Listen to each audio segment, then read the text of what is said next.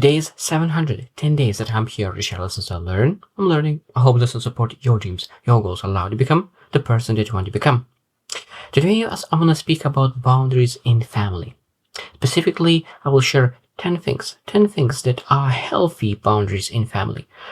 Because boundaries is essential in life. Because only boundaries allows you to really create things that you really want in family, that you don't want in family. And if you do not know what is healthy, what is unhealthy, a lot of times you allow some boundaries, or you don't have boundaries at all. I truly believe every single person needs to have some kind of boundaries, because only boundaries allow us to understand what exactly need to follow to be able to have something healthy in the family. So let's get started. So first one is respect for personal space. That is a healthy boundary. Everyone's supposed to respect personal space. So if doors are closed, that means no one is able to go in without permission. So door knocking or anything in between. So that means even though that is the same house, every single person needs to have their personal space. And having those boundaries about personal space, maybe even the phone could be a personal space. Like maybe it's a room, maybe there is some section. Like every single person needs to have their own corner, their own safe space. And of course, we need to create boundaries, healthy boundaries for respect for personal space. Number 2 is open communication. Open communication. That means you're able to create boundary. That means you do not communicate in an unhealthy way. If you are communicating in an unhealthy way, you need to communicate that and share. And if you're not able to follow that, that means I will need to walk away, because I do not communicate with you when you are avoidant, when you argue, when you shout, when you yell. This is not how I communicate. And if you will communicate in a not healthy way, that means this is my boundary and I will walk away. And when you will be able to communicate in a proper way, then we'll have a chat. Because as a lot of times, if you allow some person to communicate with you in a not proper way, they will keep repeating that over and over and over again until you are very clear about your needs, desires, and wants, and that you will not tolerate all the way of doing things. Or maybe even not tolerate from the beginning, from the scratch. When you start a communication, when you start a family, when you start relationships, be able to set boundaries from the start. Because when you from the start create healthy boundaries, it's much easier than creating in the future and changing how everything you've been for a long time. Number 3 is consent and touch. Consent and touch. So that means there is going to be a lot of healthy boundaries. When to touch, where to touch, and what is a consent, like what we agree on. So that means that we need to have consent. Because without consent, it's of course it'll be no boundaries. And no boundaries leads a lot of disappointments and hurt feelings. So of course having that agreement, consent, it's always is a healthy boundary to have. Number 4 is time management. In family, of course, it could be that sometimes we do not value each other's time. So that means we need to have really, really healthy boundaries. This is how much time I'm able to spend with you. This is how much I'm able to allocate to you. And I have my life going on. There's a lot of things that I need to do for my future, for my goals, for a lot of things in my life to move towards my direction that I want to go. Because a lot of times family members want to take our time. Now, we want to spend a lot of time for our family, but we need to understand that having healthy boundaries about time management, and when you invest time, quality time, that's awesome. But if you want to invest that other time into other things, it means you just need to have very, very strong, strict boundaries that they don't take your investment time in your future and you don't spend that time on not quality time with your family. Number 5 is conflict resolution. Conflict resolution. So that means how every single person is resoluting or how are they fixing any problem. Conflict. Because if someone is having a conflict, but in not a healthy way, they, as I mentioned, that they could be shouting, they may be even stonewalling, it could be a lot of different ways that people really don't want to be communicated with. So that means you're able to create boundary about conflict resolution. So of course you need to really sit down and say that this is what we need to work with. So if you will do things that is not healthy, I will not be able to really communicate with you properly because I will need to walk away. We need to set those boundaries. So that means that if a person is not doing something healthy, that means we'll need to walk away. Again, this is not supposed to be some kind of manipulation. It's like, if you do not communicate with me, if you don't speak with me, so I will walk away. No, like this is a boundary. If someone is doing something unhealthy, then you're able to do that, or any other way that you potentially could protect yourself. But again, this is not avoidance. That means that if someone is avoiding, you're able to really say that this is not a helpful way of communicating. This is not a helpful way of dealing with conflict. Now, I know that there's different ways people want to deal with conflicts. One person wants to really think about it before having a discussion. Other person wants to finish things at the moment. So being able to understand that there's different ways to really deal with conflicts, we need to really define that common ground. One person wants to think about a couple of days, other person wants to deal with it right away. So they may be able to say, okay, where is that middle ground? Maybe one day of thinking about the conflict, coming back, is much better than trying to fix everything on the moment or wait for 2 hours, 2 days, because one always will be disappointed.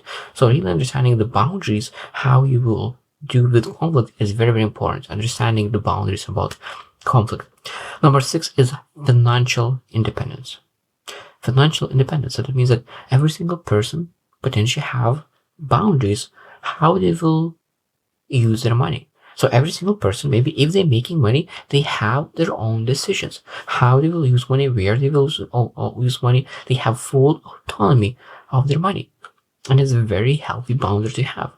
That means you're not supposed to say, oh, like someone is buying something that you do not like to buy. I said, no, it's a terrible decision. It's a terrible decision that you bought it. No, you're not able to say that because this is their money. This is their financial independence. Unless it's very hurtful, that means that is their decision. You're able to ask, like, why you decide to purchase that, why you decide to make that investment. But not from a judging perspective, but real understanding where they're coming from. And that is a healthy boundary to have financial independence. Number 7 is individual decision making. Individual decision making. Even though that we have a family unit, that is very, very important. But at the same time, some decisions need to be done by yourself, by individual. And we need to have ability to set boundaries that when I need to make a decision by myself, I will make it. And that means I will not listen what you say because I need to make decision by myself. This is decision that impacts only me. And being able to have those set boundaries, sometimes you want to make an input, but you need to say right away that I want input, but I will make that final decision. Sometimes I just want to make sure that I'm making the right decision, but I will be that person who makes the decision. And without hurting other people's feelings, because sometimes people ask questions, and the other person expects that you will make that decision based on their advice. Now, of course, that is a very valuable thing.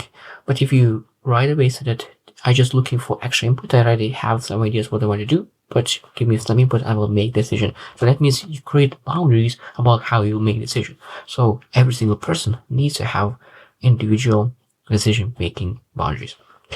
Number 8 is emotional boundaries. So what kind of boundaries do you have about your emotions, about your feelings? That means that every single person deserves to feel emotions that they feel.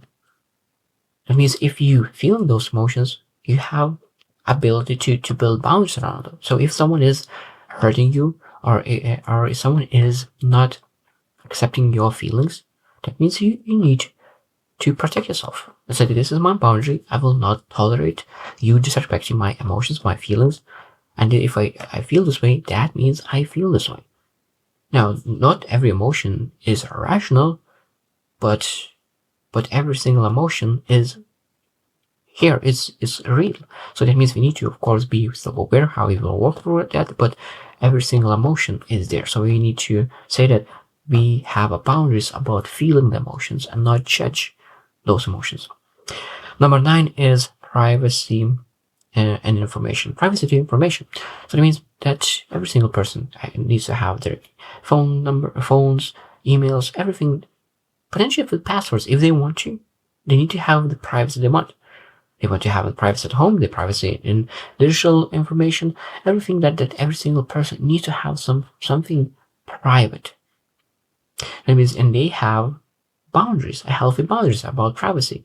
So that means, of course, you need to say how I feel, how much privacy do I need? One person needs more, one other person needs less. And when you know exactly how much privacy you want, you're able to set very healthy boundaries. This is what I feel is a healthy boundary, and this is not.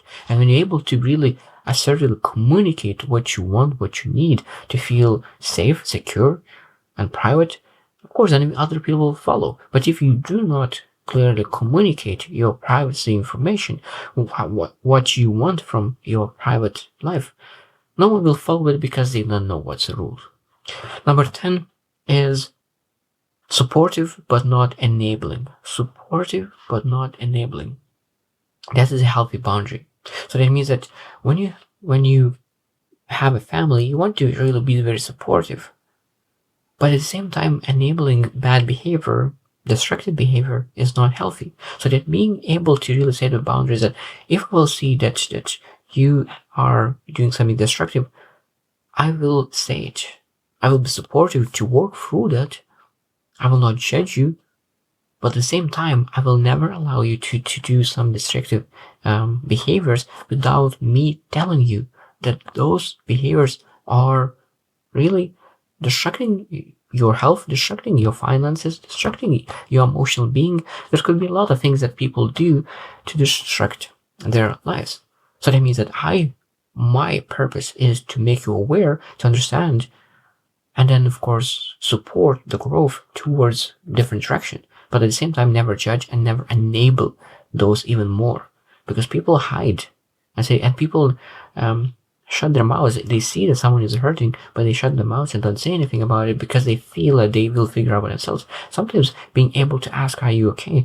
is very, very important, and healthy boundaries they have. So that means we have a boundaries to really open communication, that if you see something, you share. But of course, that is healthy boundary to have. And they say that, "Are you okay if I will share when they think that you are not doing well?"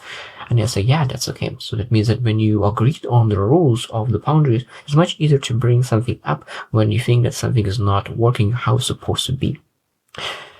So healthy boundaries are truly, truly essential life. I think that in my life, in my early 20s, I didn't have healthy boundaries. And that's why a lot of times, people didn't treat me in the highest levels, in the highest standards, because they do not know what is my standards. But the higher you reach your standards, when you higher explain your standards and the reason why your standards are so high, the more people are able to follow it because they know exactly how to follow. So that means when every single game has rules, people are able to follow the rules.